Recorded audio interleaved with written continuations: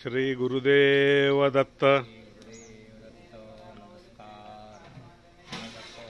मंथन घोड या ठिकाणी आलेलो आहोत. वृत्त परिक्रमेतील 11वे स्थान. या ठिकाणी गुरुचरित्रातल्या 10व्या अध्यायाची कथा सांगितलेली आहे. वल्लभेश नावाचा एक श्रीपाद वल्लभांचा एक भक्त होता आणि व्यापारी होता. तो सज्जन होता आणि आपल्या व्यापारामध्ये सारखाच्या जरा तोटा आहे म्हणून तो श्रीपाद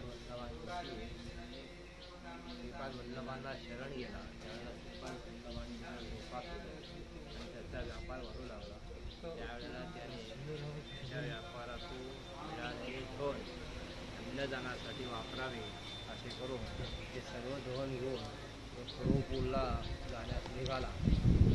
खरोपूरच्या अलीकडे मंथनघोड या ठिकाणी आले असता त्याला काही चोर भेटले. म्हणजे व्यापाराच्या वेशामध्ये सगळ्या माणसाच्या वेशात आले.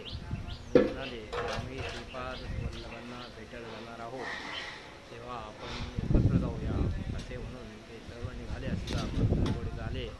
तेव्हा त्या तिन्ही चोरांनी त्या वल्लभेशचा शिरच्छेद केला. सर्व हिसकावू लागला.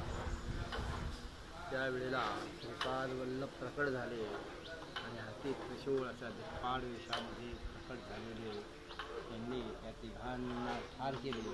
आणि तो एक जो होता तो श्रीपाद वल्लभांची गायावाया करू लागला आणि त्यामुळे श्रीपाद वल्लभांनी याला अभय दिले आणि सांगितले की हे म्हणून पाणी त्याच्यावरती शिंपड तो जिवंत होईल.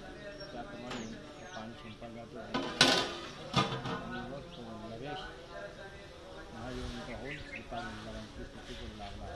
अशा प्रकारे मंथनघोड हे स्थान दत्तभक्तांना खूप प्रसिद्धी देणार आहे. त्याचा पुढचा व्यवसायामध्ये नफा होत असेल, आणलेली कामं असतील, आणलेले विवाह असतील, विवाहाचे लोक असतील, त्या सर्वांवरती या ठिकाणी संकल्प केल्या ते यश मिळते. दत्तभक्तांचा अनुभव आहे.